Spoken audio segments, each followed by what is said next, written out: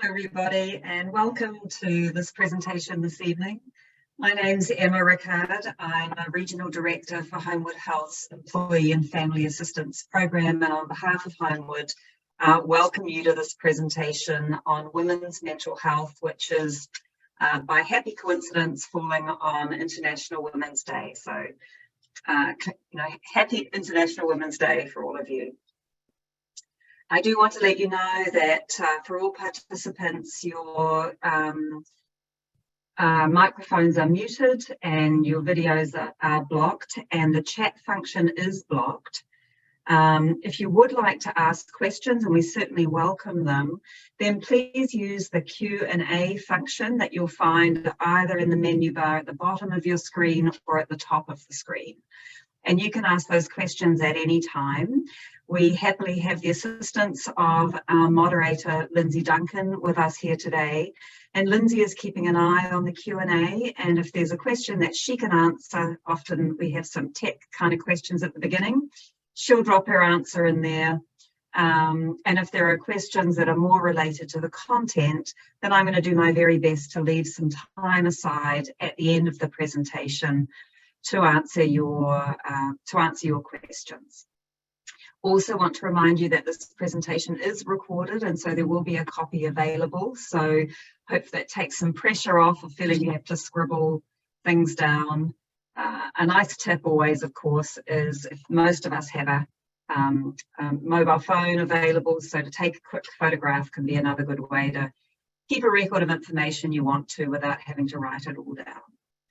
But with no more, let's move on and have a look at this really interesting presentation. There's some heavy content in here and some alarming statistics and details, but also some hopeful and positive messages and some resources at the end that I think you're going to find very helpful. So let's move ahead. I would like to begin by bringing to mind the Indigenous people of all the lands that we are on today and the significance of these lands. From coast to coast to coast, we acknowledge the ancestral and unceded territory of all the Inuit, Métis and First Nations people who call these land home. I am incredibly fortunate to live in Victoria, BC, and so I would like to acknowledge and respect the Lekwungen peoples on whose territory I live and work, and the Songhees and Esquimalt and Wassanek people whose historical relationships with this land continue to this day. Also, would just like to take a pause before we get into some of the content, just to give you a warning of some potential triggers in the information that we're going to talk about this evening. There is discussion of a number of different mental illnesses and mental health issues. Some of these might be triggering for some of you in the audience based on past or present experiences that you've had. Specifically, there's discussion about mental illnesses and also about domestic violence. So I want to remind all of you that if at any point that you need to take a moment, please feel free to turn off the screen, leave the session, and of course you can put a question in if you're interested in finding about any resources. But I do remind you at the end of the presentation we do have a pretty robust list of good quality Canadian resources that are relevant to the topics that we're talking about this evening.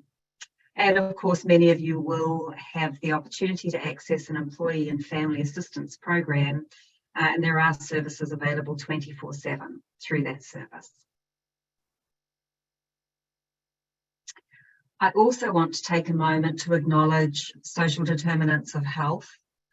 So in an effort to be more trauma-informed, inclusive and more culturally diverse, we do want to recognise that social determinants of health oppress members of marginalised groups and may contribute to chronic stress and other health conditions that are not reflective of mainstream culture's experiences. These conditions are created by and exist within systems of Eurocentric culture. So that might include things like white, patriarchal, heteronormative, individualistic and capitalistic systems, but also other things. So although the content that's going to follow may not specifically name these systems, we do want to acknowledge the disproportionate health burden that is placed on marginalised people as a result of these systems. And also, I don't know you, I don't know your experiences, and they may not be shared with mine. So I look forward to us all being able to engage in some shared learning here today. And I really invite you to participate in whatever capacity feels comfortable for you. So I've got 5 primary objectives that we're going to aim to achieve during the course of the next 45 minutes. Primarily wanting to understand some of the distinct mental health challenges faced by women specifically, and the impact of socialisation on women's health. We're going to look more explicitly about how the COVID-19 pandemic has affected men and women in very different ways. We're going to go on and learn about the startling increase in violence against women and girls that has been a repercussion of the pandemic. Some of that's quite difficult content, and so then we're going to move on then to look at some specific strategies that are available to support mental health in the workplace, and finally becoming aware of available mental health resources and services available here in Canada.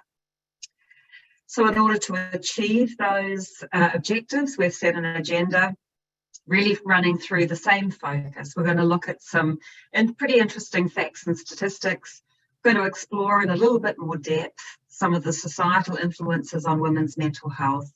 Again, we're going to look at COVID-19 and what that's meant for the different genders in relation to both family and also their work roles.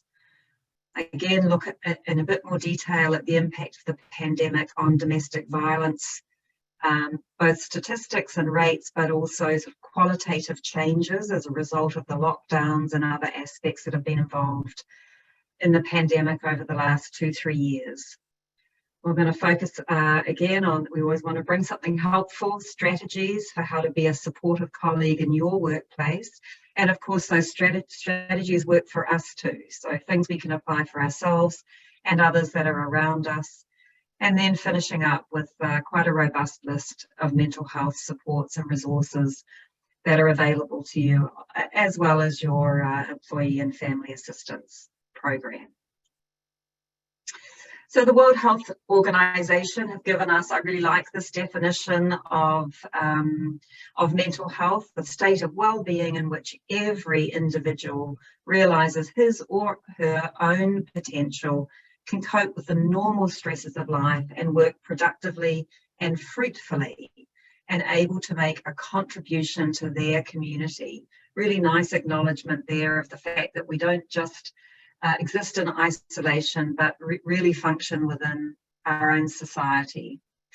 So while women are more likely to speak with their primary care physicians about mental health challenges, women also fear seeking treatment because of both the social stigma that might be associated with it, but also because of their obligations as a parent or caregiver. Many women feel that they can't afford to be sick.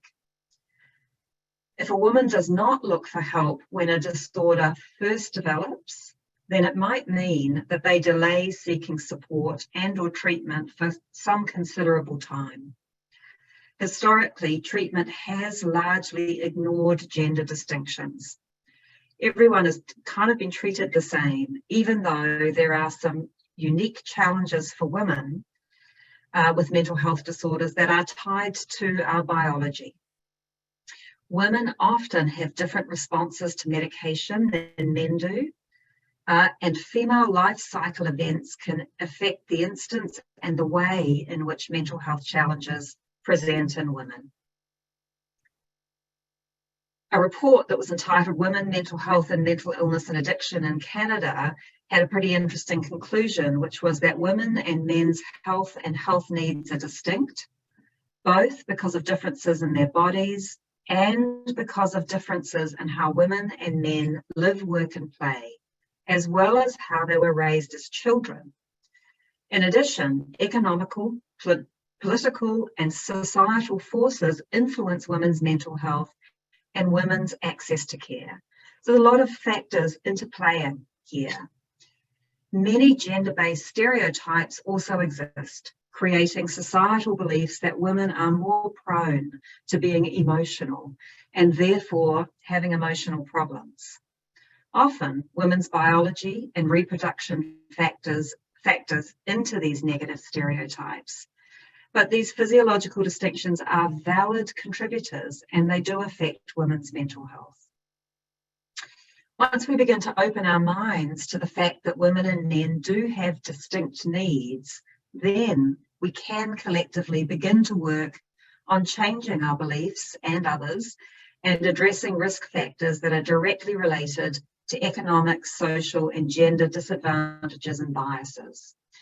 These inequalities affect mental and emotional well-being, and addressing them is going to be a good step towards positive social change. There is an opportunity I'd like to take an opportunity just to invite you to reflect a little bit on what I've said and to think about if you can name for yourself some differences in mental health between men and women.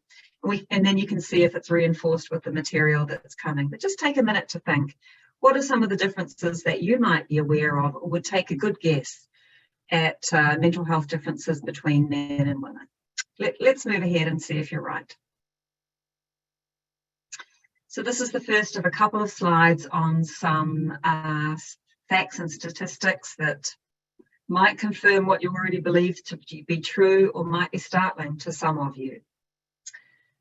47% of women considered at high risk of developing mental health disorders.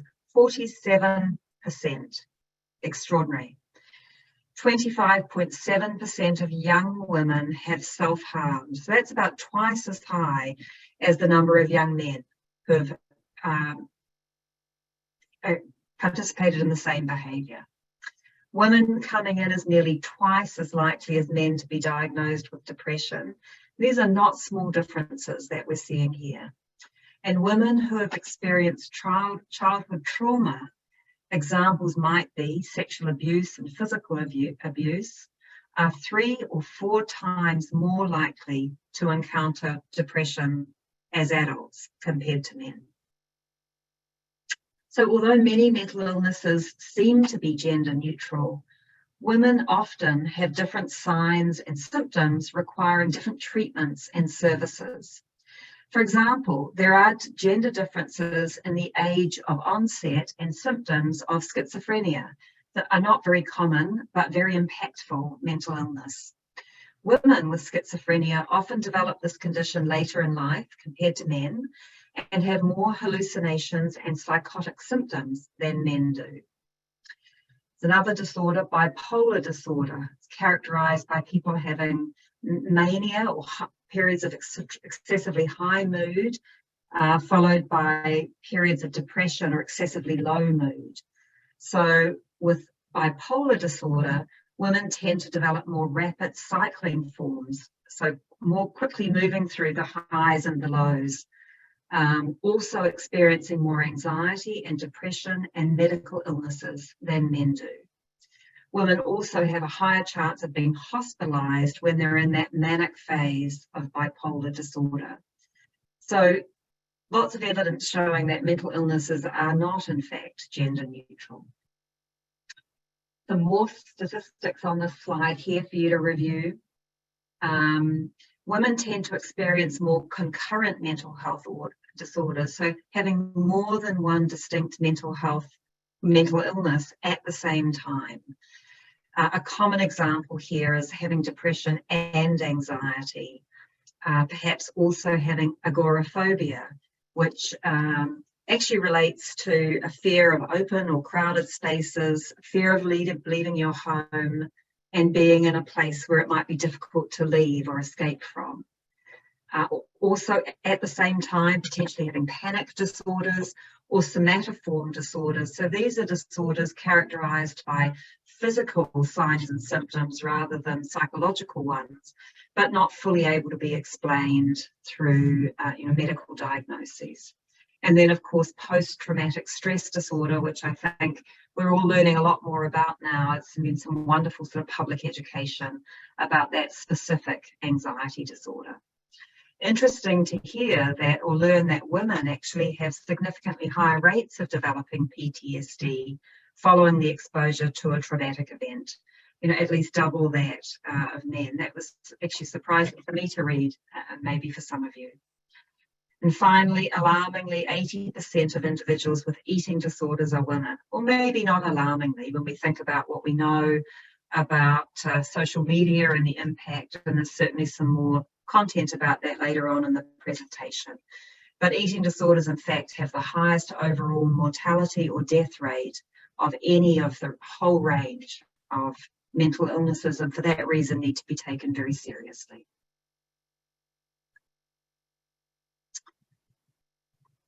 So this slide talks about general characteristics of how women versus men experience their mental health. Of course, there are exceptions, so we shouldn't take this as being 100%, but rather trends that we notice. So women tend to feel anxious and scared, while men tend to feel guarded. Women tend to commonly blame themselves for depression or illness, whereas men more characteristically tend to find the blame outside of themselves, with others or with the situation. Women commonly feel sad, worthless, and apathetic when depressed, a loss of energy and interest and hope, whereas men more commonly feel irritable, angry when they're depressed. Women tend to avoid conflict when they're feeling down, whereas men more commonly express feelings like anger and engage in interpersonal conflict. Women turn to food and friends as a form of self-medication or self-soothing to feel better. Men more characteristically use alcohol, drugs, turn to television, sex, or sports as methods of self-medicating or self-soothing or distracting themselves from their reality. Women, lethargy, so lack of energy, motivation, and nervousness. Men, a kind of agitation and restlessness, more commonly associated with periods of mental illness or ill health.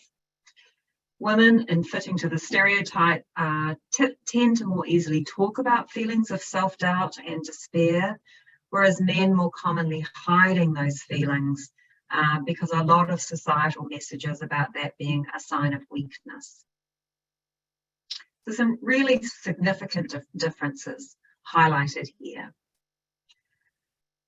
Regarding idealized stereotypes of femininity, women are held to an impossibly high standard, imposed not only by others' ideals, but actually internalized and therefore imposed by ourselves and upon each other. During puberty, girls begin to face comparisons, and in fact, I would argue much earlier than puberty, begin to face comparisons to the idealized stereotype of what makes a woman smart, attractive, funny, and successful.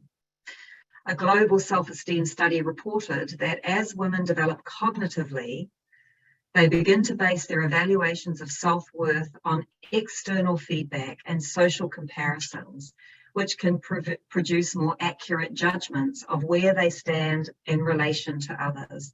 So really looking comparatively rather than internally for that sense of self-worth.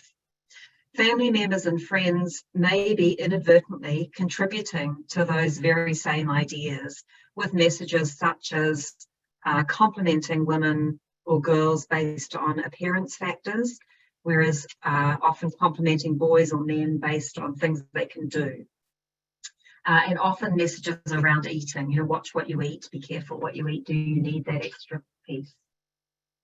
Social media is full of these types of messages everywhere through influencers, product sales, manipulated images and filters that young girls and teens feel compelled to mimic or live up to.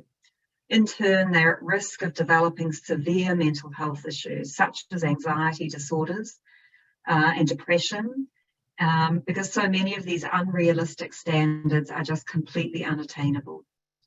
Generally, women's mental health tends to suffer because of low self-esteem and low self-worth and a lack of confidence that really begins to develop during the early teen years and then perpetuates into adulthood.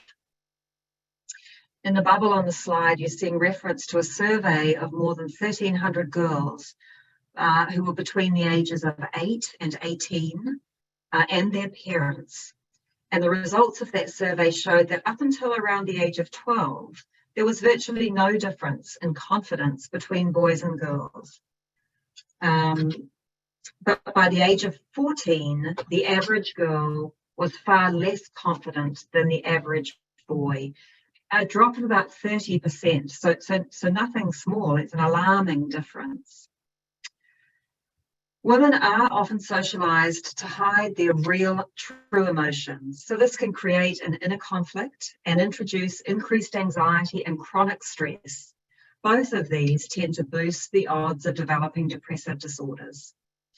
A real double standard exists. For example, women who express anger are criticized for overreacting, but men who show anger are often validated as a reasonable response to becoming upset or an upsetting trigger. Contrary to the idealized societal expectations, women do not need to appear happy all the time. We need to find a way to give women permission to feel however they feel, stressed, angry, sad, and to be able to express these emotions freely. Traditional gender roles can increase women's vulnerability to mental health issues by imposing concepts of obedience and dependence. On top of a duty to take on the constant care of others, whether that's children or seniors or both, women are typically expected to take care of the majority, if not all, of the unpaid work of maintaining a household. And we're going to look at this a bit more deeply on the next slide. Discrimination and disadvantages. Society has conditioned the way that we see femininity. Many gender-acquired risks arise from women's greater exposure to discrimination and disadvantages, such as traditionally earning less than men in paid work and bearing the responsibility of also being wives, partners, mothers, and caregivers. Finally, and importantly, transgender girls and women are especially vulnerable, as they may be dealing with unique health consequences and concerns in addition to possible rejection from their families and communities, discrimination and violence, hate crimes within the scope of their life experiences. Many gender incongruent people begin to transition in and around their teen years, where there are already greater difficulties with regard to socializing. Incidents of self-harm and thoughts of suicide and depression are significantly higher for transgender girls and women than other women. For example, in that 14 to 18 age group, suicidal thoughts are 5 times higher the risk for transgender girls and women than for cisgendered. 75% of 14 to 18-year-olds, these are our high school students, report self-harm. Let's have a look at the older bracket, the 19 to 25-year-olds. So these people have graduated school now. 19 to 25-year-olds have almost 8 times the risk of serious suicidal thoughts and over 16 times the risk of suicide attempts. So unfortunately, the results of the study of mental health outcomes seem to suggest that life does not necessarily get better after high school for far too many transgender youth. Transgender women often struggle to find housing, jobs, and financial stability as they face discrimination.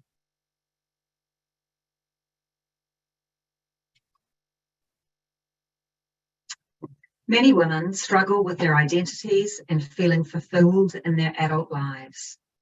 As adults, women impose pressure on themselves within the community, the workplace, and also at home.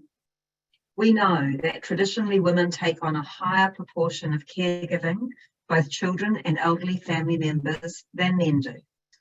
But when it starts to become overwhelming is when women try to balance their roles in the workplace on top of those things that are already going on at home.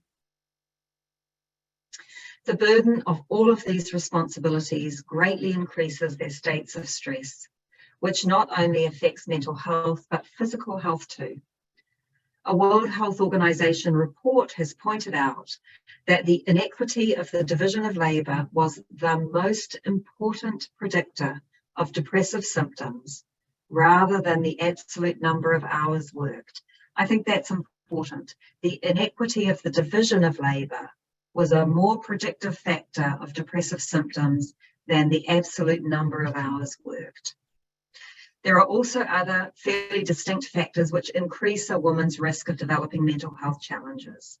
So for instance, women suffering from emotional distress, exhaustion, and parenting difficulties associated with having a newborn, or those who have experienced infant loss, can develop serious postnatal depression.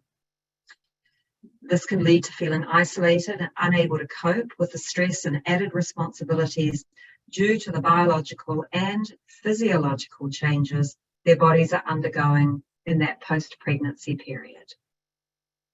Women's risk of experiencing mental health challenges also increases when economic, political, and social forces intervene to disrupt income, employment, and living conditions. All of these create disadvantages that can reduce access to mental health care. I think we're all reading and hearing a lot about the homelessness crisis and the domino effect that can have. You know, without a home, without an address, everything else just becomes more complicated. What's interesting is that when these additional factors are taken into account and addressed, that can offset the biological and reproductive influences affecting women's mental health, and in fact those risk factors can disappear. So here's the positive message, that when we take into account these disruptive factors such as income, employment, and living conditions and address those things, then we really can eradicate or even out those unique risk factors. That's a positive message. Let's talk a bit about the motherhood penalty. In the workplace, many women observe favoritism and devaluation of motherhood in relation to their careers. Women with children can be perceived as having a divided focus, not really paying attention, and diminished commitment to their organisations. They might be looked over for advancement opportunities when they come up. And actually, ironically, women without children also face social criticism. They may be assumed to be disappointed with their personal lives, and that assumption can lead to further bias when viewed as a potential risk for more senior roles because of this presumed or assumed mental state. But thankfully, these kind of artificial dilemmas can be addressed.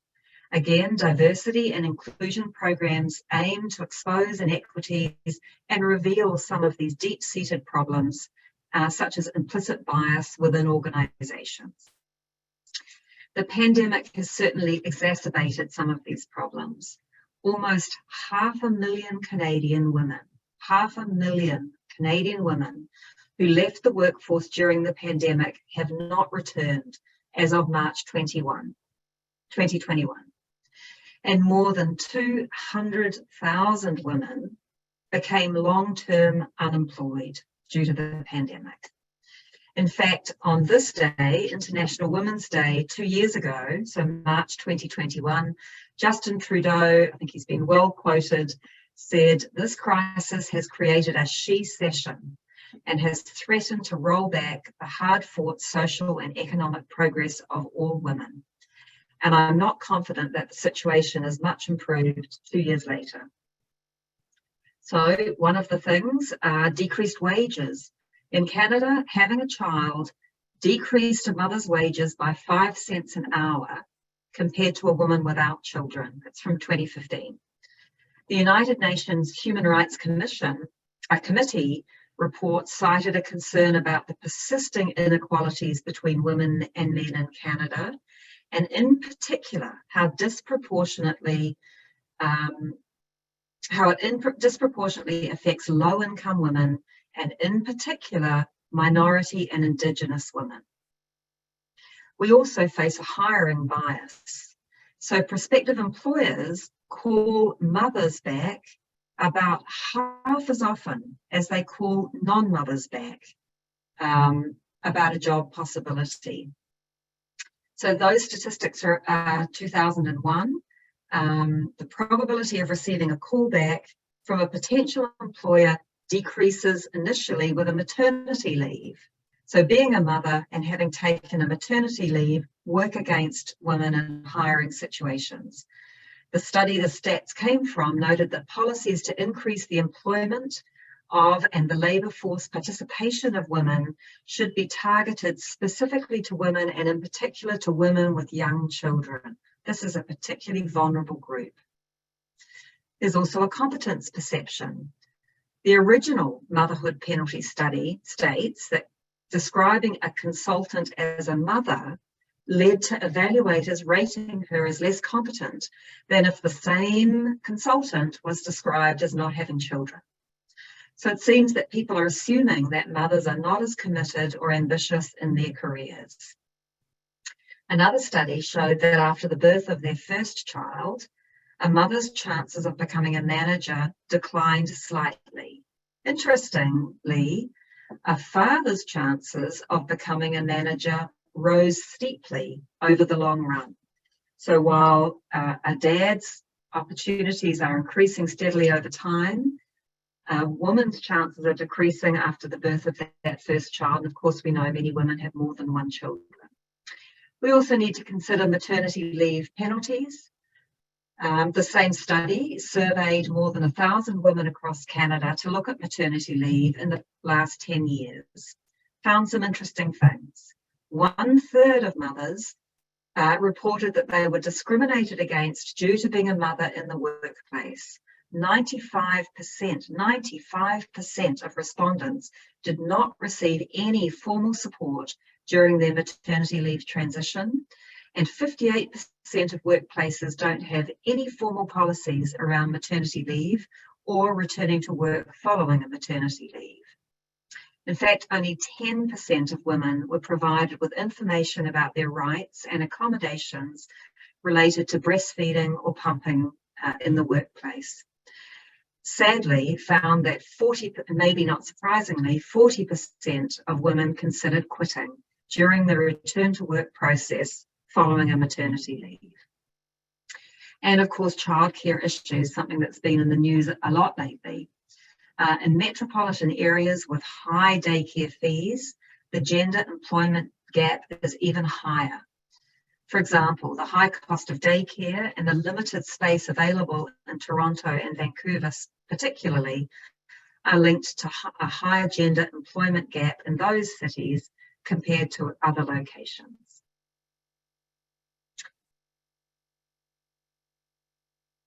Again, workplace diversity and inclusion programs can make a big difference on all of these factors. The COVID-19 pandemic has had so many impacts, and also in creating a situation of alarming trends which have disproportionately negative impacts on women. So a survey from October 2020 from the Canadian Centre for Addiction and Mental Health showed the stats on this slide here in front of you. So many more women experiencing loneliness compared to men. So many more women reporting moderate to severe anxiety compared to men. So many more women fearing getting coronavirus compared to men, so living with that fear. Interestingly, the survey indicated actually that more men than women were reporting binge drinking. But again, the difference is less. Still many women reporting binge drinking as a consequence of experiencing COVID-19 and mental health. And interestingly, not on this slide, but I want to speak to transgender women and their access to specialised healthcare providers and how that's been impacted with COVID-19. So another barrier that arose during the pandemic revolves around how access to healthcare has been and healthcare professionals has been restricted. So this has affected gender-affirming surgeries and hormone interventions. These have been deemed elective surgeries or elective procedures. The reason was to try and not overwhelm the healthcare system during COVID-19. But from a mental health perspective, the consequences, many transgender women are at increased risk of developing psychological or physical health problems. For example, post-operative outcomes for gender reassignment can be quite complex and often require long-term care following surgery, which it now can be very difficult to secure.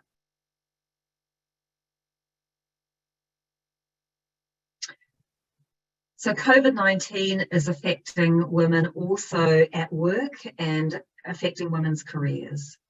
Unfortunately, the pandemic results in a situation where women are generally expecting more long-term career challenges than before. Their jobs are often being held in lower priority, and overall, women continue to be paid less than men for the same work. Many women work in sectors that have been severely affected by the pandemic, examples being service industry, travel industry, and the retail industries. So professional women certainly took on an increased demands to accommodate childcare and homeschooling when schools were closed or cases were reported. 25% considered leaving the workforce because of the challenges of juggling work and childcare effectively. An American study showed mothers of young children reducing their hours of work 4 or 5 times more than men, more frequently than men. 80% of those American women in that study who were not working, adults were not working, were women, and the primary reason they gave was childcare insecurity. Women make up between 70 and 77% of the workforce for low-paid essential work. So these are healthcare workers, these are teachers, teacher aides, childcare workers, cashiers. It is these women who therefore have a greater risk of exposure to COVID-19 through their workplaces. In addition, racialized women workers have been impacted disproportionately. So to begin with, they are disproportionately represented in precarious work. So that's work that is underpaid, hourly, and non-unionized, often with limited benefits and protections in their contracts, sometimes no contracts at all. In British Columbia, where I live, for example, half of all British Columbia's pandemic job losses were concentrated in the lowest paid 20% of workers who are disproportionately women, racialized, Indigenous, and recent immigrants. So half of the job losses were in the lowest paid 20% of workers who are overwhelmingly disproportionately women. Similar results were found in Ontario, where many of you may be, where racialized women, Indigenous women, single mothers, low-income women, immigrant women, women with disabilities, and women living in rural areas experienced the highest income loss as a result of the COVID-19 shutdowns. A Boston consulting group did an interesting study that revealed that women were spending an additional 15 or more hours on domestic labor per week during the pandemic than men were. So again, a final and more positive or optimistic point. Companies can be part of the solution by researching what kinds of options would help their employees the most, and then developing policies that address their workers' concerns.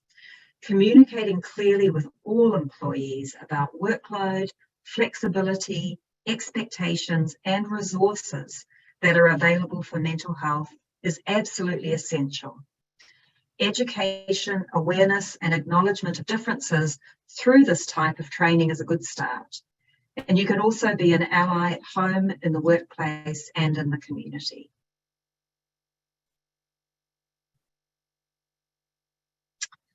Domestic violence and abuse is sometimes referred to as intimate partner violence. It increased by 20% during the quarantine and the lockdowns. In 2020, the UN declared that violence against women was being considered a shadow pandemic, and organisations that offer support to victims have seen several disturbing trends through this pandemic. Women have been diagnosed with the virus, have been kicked out of their homes or confined to them with no support. Call volumes have doubled at one helpline. And nearly 12,000 calls did not complete or were dropped before connecting. Of those calls that did get through, women were calling while their abusers were away for just a moment, perhaps taking out the garbage, briefly outside of the house, for instance. Incoming calls that did connect were more severe than before the pandemic. Some women call from bathrooms or closets to tell about their experiences, which range from emotional and verbal abuse through to physical abuse. Women have received threats for their safety and are fearful for their lives. The prospect of finding suitable and affordable places to live that provide stability for children are very low. And when people have been experiencing economic insecurity, that's a reason why many women choose not to leave or feel they have no choice to leave an abusive home. The pandemic's effect on court proceedings has also meant lengthy delays because of case backlogs or decisions to drop charges altogether in some instances. The pressure of isolation, increased stress, economic woes, and joblessness, combined with a lack of helpful resources such as shelters, medical facilities, social agencies, and the increase in alcohol consumption with its ties to aggression, has all taken a toll. You can support women's health in a number of important ways. Becoming aware of your own unconscious biases and continuing to learn about the unique challenges faced by women with regard to mental health. When you see them, courageously speak out against stereotypes. Having an awareness of stereotypes that are reinforcing a stigma and prevent someone from getting help or talking about their mental health challenges can really make a significant difference. Don't underestimate that. Don't be afraid to challenge misconceptions like emotional problems being associated with women. Introducing new information can often be the first step to challenging someone's belief. You can all get involved to support those who may be particularly vulnerable, help create social and systemic change. There are some groups of women who are more vulnerable than others because their challenges are often overwhelming. For example, immigrant women, simultaneously experiencing an unfamiliar environment, new societal norms, while lacking and apart from their former social and familial networks. Women who are facing violence, aggression, and abuse at home need extra support because of these experiences, and these situations tend to get worse and intensify in severity over time. They don't often resolve themselves without support. So seeking out advocacy groups and contributing whenever you are able, donating, volunteering, just sharing information can be incredibly helpful to get the word out to others. Talking is often a first step to encouraging people to get help, and having the courage to discuss things openly, help address fears, break down stigma, it's all essential. There's no doubt that talking about mental health challenges requires sensitivity, and providing mental health resources while showing concern and respect at all times. Often people don't speak up because they're scared of saying the wrong thing. I would challenge you to say it is important to be brave and vulnerable in these instances. It is better to say something and get it wrong and be open to correction and improvement than not to try at all. Different mental illnesses can have different symptoms, and people experiencing the same mental health illnesses in very different ways. Mental illness doesn't show up in all of us the same way. Some people hide their symptoms and continue to work well despite having symptoms. So if you've noticed changes in the behaviour or performance of a co-worker, it's best to express concern without making any assumptions or making any diagnoses. You may not feel comfortable speaking to your colleagues about these issues, but another option is to speak to your HR or a manager, especially if there's an impact on job safety or performance. It's always important to remember that what looks like mental illness or substance use may not be. There are many other explanations. So it's important not to jump to conclusions, but don't attempt to make a diagnosis, and certainly don't engage in any workplace gossip about somebody's behaviour. If a co-worker approaches you to talk about their mental health problems, you can listen, offer support, and suggest they seek professional help. Respect their wishes for confidentiality, but always prioritise safety. If your safety or your co-worker's safety or the safety of others is at risk, it's important to notify management or HR in a timely manner. Sometimes people have a dilemma about when to seek help. It's important to note that we and our co-workers might be displaying a number of behaviours described on this slide because we're just having a bad day, or we're having a bad week, or we're working through a temporary personal problem that's going to be resolved quickly. Or it might be to do with external factors that are going on at work and not things that are happening inside of us. However, if we see a pattern of behaviour changes or a sudden change in behaviour that could indicate that we or our co-workers are dealing with an underlying mental health problem, that might require attention and support. So in the mental health world, it's very rare that a diagnosis would be made until at least two weeks of experiencing symptoms. So someone has had at least 2 weeks of persistent and troubling symptoms. So that might be a good thing to keep in mind for yourself about when might be time to speak up. It's amazing to me, it's sad how often people phone our EAP program worried about someone, and when asked, they'll say, well, this has been going on for months. And to think how much distress might have been resolved if action had been taken, within the first few weeks after 2 weeks of persistent problems. So that might be a helpful tip to think about when it's time to speak up. So here is a slide of many different treatments that are available for mental health, for mental illnesses. Of course, counselling provided for many people through their Employee and Family Assistance Program, also through public health services and private care. Often focusing in on a type of therapy called cognitive behavioural therapy is one of many effective forms of counselling, specifically for anxiety and depression. We can't underestimate the value of people's family, friends and support groups, and being connected to others is an incredibly protective factor. Equally, self-care, often one of the first things to go when people are struggling, very important, and even moderate attention to physical activity has been shown to improve people's depression and anxiety. I hope now we have greater awareness about the importance of mindfulness and stress reduction in maintaining positive mental health and helping us recover or bounce back from periods of ill health. And of course, some people will need to connect with a medical doctor for an assessment and potentially diagnosis, and sometimes prescription medication where it's indicated and appropriate. So lots of really constructive, positive things that are available for people who are struggling. As we move to the end of this piece of the presentation, here are some resources. Again, you can take a screenshot of this with your phone if you like. The recording will be available.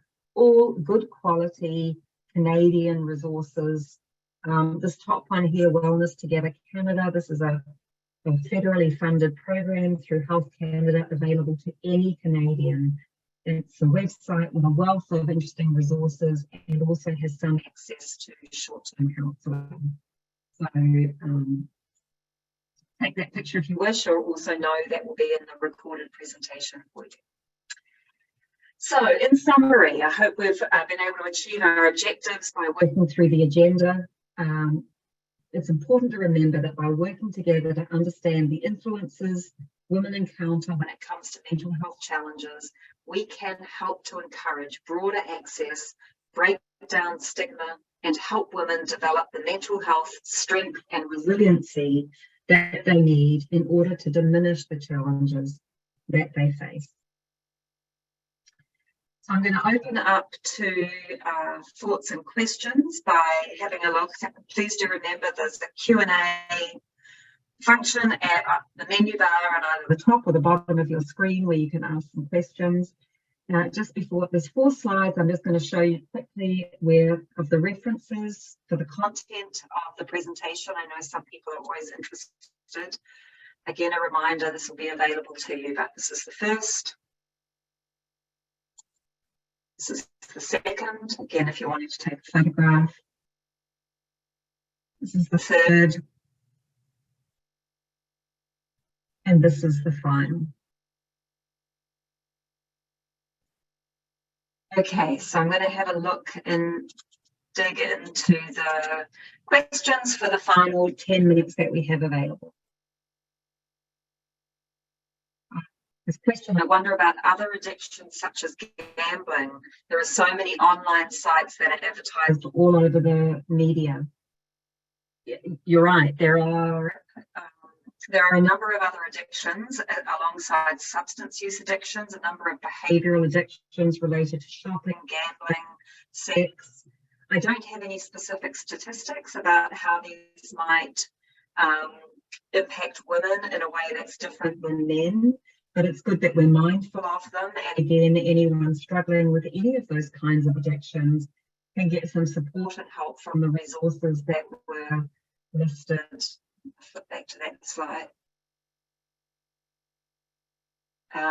Listed in the PowerPoint, and of course, Employee and Family Assistance Program. There's a question here, can you speak to the different types of counselling services, the difference between a counsellor and a therapist? Yes, this is a great question. Counselling tends to focus on counsellors and therapists may have different training. Therapists provide psychotherapy, which tends to be a longer term, often more intensive or more specialised form of therapy. And there are certain presenting issues that will be better supported through psychotherapy than they will through counselling. So a standard EAP program often offers counselling, which tends to be more focused on brief problem solving, psychoeducation, increasing people's coping strategies with common life events and everyday issues. So counselling is often appealing or useful to a very broad range of people, whereas it might be a smaller group of people that are better referred on or supported through psychotherapy for issues that are having a more significant impact on their ability to function. And there's a number of different models that are used within both counselling and psychotherapy. Cognitive behavioural therapy can be used in both settings. It's adapted in brief counselling, but can be used in a more intensive way through psychotherapy. I think a lot of people have heard about EMDR, which is a psychotherapy. It's a longer term, more specialised approach, so more commonly found in psychotherapy than counselling, although some of the techniques can be used in counselling. If you're involved with an EAP or an EAP provider, that's a great question to ask them. They'll be able to let you know some more about that. What types of counselling and mental health supports require a doctor's referral? That's a good question. In the public health system, so your EAP program does not require a doctor's referral, and many community-based crisis lines, helplines do not require a doctor's referral. Most private counselling does not require a doctor's referral. Doctors and often private care does not, but some specialist public health services, groups for There are groups around dialectical behavioural therapy. They may, or for substance use treatment, inpatient centres sometimes require a doctor's referral. Sometimes a psychiatrist is a specialist doctor, different than a psychologist, may require a specialist referral or a doctor's referral to access that specialist. There are a great number of mental health supports and counselling available that does not require a doctor's referral, which is good news, specifically in provinces like here in British Columbia, where it's incredibly difficult. So many people do not have a doctor.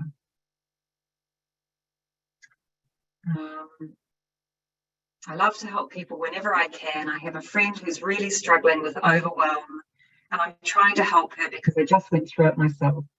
How do I support her without putting more stress on myself? That's a great question, and I think it's a sign of your own good mental health that you recognise that need to take care of yourself while also taking care of others. It's a bit like on the plane when they say, you know, if an oxygen mask drops down, put your own one on first, and the same principle applies for mental health. I'm just going to see if I can flip through here, if you can still see the slides at the back here. So this is just a slide that was relevant for that. I think you can express genuine concern in describing what you're seeing that's worrying you without analysing it or diagnosing it. You can ask how you can help, but you can also redirect your friend to her EAP program if she has one, to some of the other services that are available if she doesn't. This person likely doesn't work with you, so HR or a manager may not be an option, but if they do happen to be a co-worker, that's another resource that's available too. So I think just modelling and demonstrating good self-care, which you're doing by asking this question, is a wonderful way to help others. And maybe if you're comfortable, sharing a little bit of your own journey and who helped you and how you got helped can be a great way to break down barriers and decrease stigma, and might normalise for your friend that it's very common to feel overwhelmed. It happens to most of us at some time or another, and that we don't need to struggle alone because there's a lot of expertise and help by connecting with others. A lovely question, and kudos to you for wanting to support and help your friend. Okay.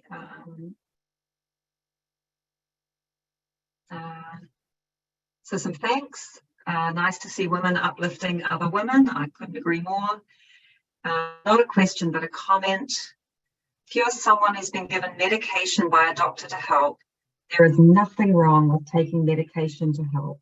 The stigma around that is horrible.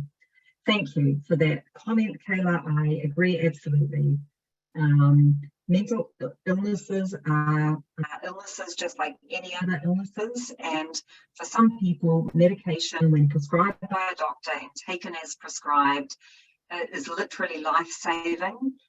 And I think others would do well to refrain from commenting on other people's medication, whether it's for a physical or mental health issue. So I think that brings us to the end of the questions. The others were around the technology questions. So I'd like to finish up by, again, celebrating International Women's Day with you here today. Although much of this content is sobering, I think that it's positive too, and as we celebrate what it is to be women, and for those of you who are men who have joined us, wonderful to have you here too, being mindful and aware of some of the challenges that the women in your lives face. So thank you very much for joining us this evening. It's been lovely to meet with you, although virtually, and I wish you I hope you find some way to really take some self-care and enjoy what's left of this International Women's Day today. Thank you.